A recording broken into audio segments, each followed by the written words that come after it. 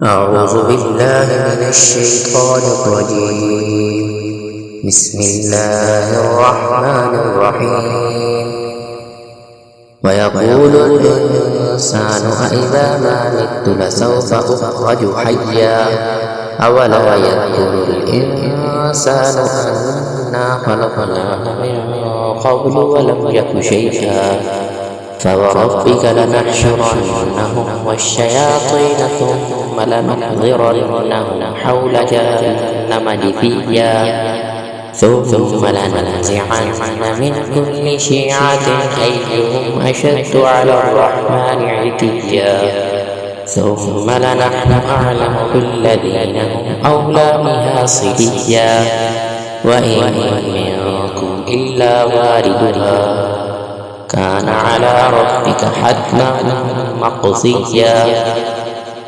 ثم ننجي الذين اتقوا ونذر الظالمين فيها جثيا وإذا تتلى عليهم آياتنا بينات قال الذين كفروا للذين آمنوا أي الفريقين خير مقاما وأحسن نديا وكم أهلكنا قبلهم من قرن هم أحسن أثاثا ورئيا قل من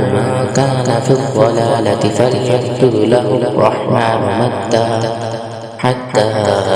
إذا رأوا ما يوعدون إما العذاب وإما الساعة فسيعلمون من هو شر مكانا وأضعف جندا ويزيد الله الذين اهتدوا هدى والباقيات الصالحات خير عند ربك ثوابا وخير مردا أفرأيت الذي كفر بآياتنا وقال لأوتين مالا وولدا أطلع الغيب أم اتخذ عند الرحمن عهدا كلا سنكتب ما يقول ونمد له من العذاب مدا ونرثه ما يقول ويأتينا فردا واتخذوا من دون الله آلهة ليكونوا لهم عزا كلا